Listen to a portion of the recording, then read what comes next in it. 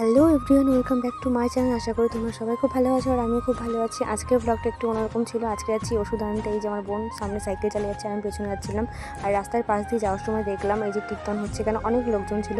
দেন আমরা আবার বেরিয়ে পড়লাম। যাওয়ার সময় ভীষণ ঠান্ডা লাগছিলো, তাই ভাবলাম আমরা একটু ক্যাফেতে ঢুকি।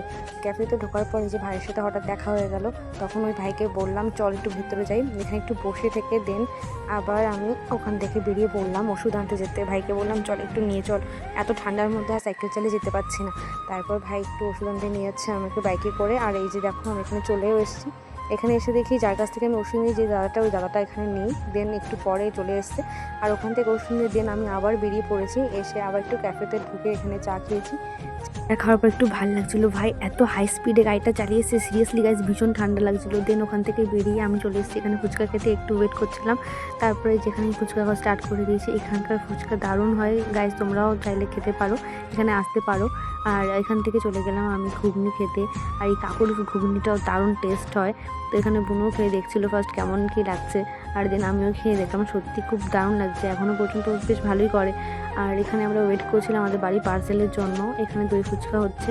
দেন এখানে নিয়ে আমরা বেরিয়ে পড়লাম। যাওয়ার সময় একটু কসমেটিকের দোকানে ঢুকলাম। এখান থেকে আমি একটা হেনা নিলাম মেবি।